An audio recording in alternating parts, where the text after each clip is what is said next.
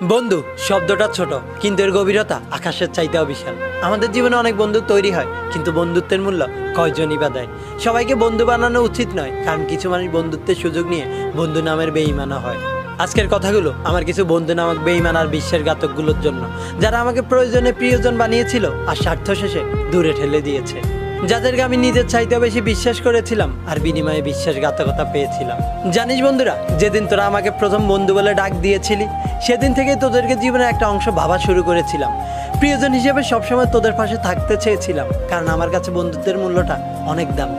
কিন্তু তখন আমি এটা বুঝতে পারিনি, তোদের বন্ধুটা একটা ছিল শুধুমাত্র আমাকে প্রয়োজন হিসেবে, প্রিয়জন নয়। আমি হতে চেয়েছিলাম তোদের প্রিয়জন, কিন্তু আফসোস হলাম শুধুমাত্র প্রয়োজন। প্রয়োজনে প্রিয়জন বানিয়ে আবার স্বার্থ শেষে দূরে ঠেলে দিলি। তোদেরকে আমি আমার জীবনে পাওয়া সবচাইতে বড় উপহার মনে করতাম, আর তোরা আমাকে বোঝা মনে করতি। তোদেরকে আমার ভালো সময় সব সময় পাশে পেলেও আমার খারাপ সময় এক মুহূর্তের জন্য পাশে পাইনি। কিন্তু আফসোস একটাই, তোদের খারাপ সময় সব সময় তোদেরকে সঙ্গ দিতাম, নিজের সাধ্য মতো তোদেরকে হেল্প করার চেষ্টা করতাম। কতই না মুখে হাসি আর বুকে কষ্ট নিয়ে তোদের সাথে অনেকটা দিন কাটিয়ে দিয়েছিলাম, কিন্তু কখনো বুঝতে দেইনি, কারণ আমি কখনোই তোদেরকে প্রয়োজন হিসেবে ব্যবহার করতে চাইনি। প্রিয়জন হিসেবে সারা জীবন পাশে রাখতে চেয়েছিলাম, তোদেরকে নিজের চাইতেও বেশি বিশ্বাস করেছিলাম, আর তোরা সেই অন্ধবিশ্বাসের সুযোগ নিয়ে বিশ্বাসঘাতকতা করলি।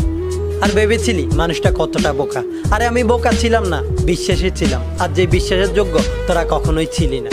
একটা কথা বলি, শুনে রাখ, আমি একটুও বদলাইনি, তোদেরকে একটুও ভুলে যাইনি। শুধুমাত্র চিনতে শিখে গেছি কে সত্যিকারের বন্ধু আর কে বন্ধু নামের বেঈমান। তোদের কাছ থেকে নিজেকে সরিয়ে এনেছি, কিন্তু কোনো বেঈমানি করিনি।